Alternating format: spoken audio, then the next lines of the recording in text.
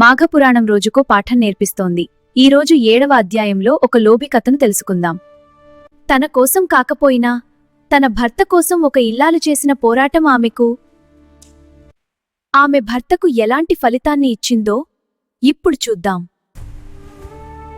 డబ్బు పిచ్చితో దేవుణ్ణి మరచిన పిసినారి భర్త యమలోకానికి వెళ్లాల్సిన వాడు వైకుంఠానికి ఎలా వెళ్లాడు?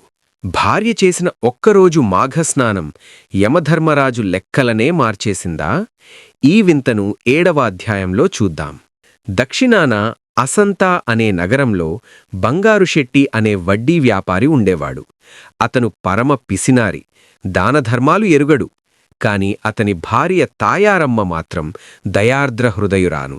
ఒకనాడు వారింటికి వచ్చిన ఒక వృద్ధ బ్రాహ్మణుడి ద్వారా ఆమె మాఘమాస స్నానమహిమను తెలుసుకుంటుంది.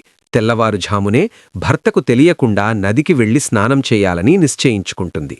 కాని బంగారుశెట్టి అది కనిపెట్టి కోపంతో దుడ్డుకర్ర తీసుకుని నది వద్దకు వెళ్లి భార్యను కొట్టబోతాడు.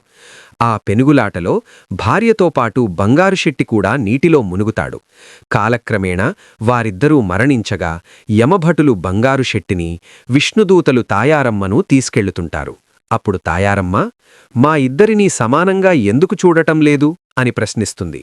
యమభటులు చిత్రగుప్తుని దగ్గరకు వెళ్లగా ఆశ్చర్యకరంగా భార్యను కొట్టడానికి వెళ్లినా ఆ మాఘమాసంలో నదిలో మునిగినందుకు బంగారుశెట్టికి కూడా పుణ్యం లభించిందని తేలుతుంది. అలా భార్య పుణ్యం వల్ల ఆ పిసినారి భర్త కూడా వైకుంఠానికి చేరుకుంటాడు. ఫ్రెండ్స్, ఈ కథలో ఒక గొప్ప సత్యముంది. భార్యాభర్తలు అంటే ఒకరి పుణ్యంలో మరొకరికి భాగముంటుంది.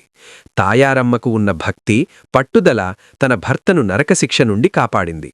అలాగే మాఘమాసంలో తెలిసి చేసినా తెలియక చేసినా నదీ స్నానం మన కర్మలను ఎలా ప్రక్షాళన చేస్తుందో ఈ కథ నిరూపిస్తుంది. చూశారుగా ఫ్రెండ్స్, మాఘమాస స్నాన ఫలితం ఎంతటి వాడినైనా పవిత్రుణ్ణి చేస్తుంది. మీరు కూడా ఈ పుణ్యమాసంలో భగవంతుణ్ణి స్మరించండి. రేపటి 8వ అధ్యాయంలో మరిన్ని ఆసక్తికరమైన విషయాలు తెలుసుకుందాం. ఈ వీడియో నచ్చితే లైక్ చేసి షేర్ చేయండి. సర్వం శ్రీకృష్ణార్పణమస్తు. మరిన్ని పుణ్యకథల కోసం మన ఇందులేఖ భక్తి ఛానల్ని సబ్స్క్రైబ్ చేసుకోండి. శ్రీహరి ఫేస్బుక్ పేజ్ని ఫాలో అవ్వండి.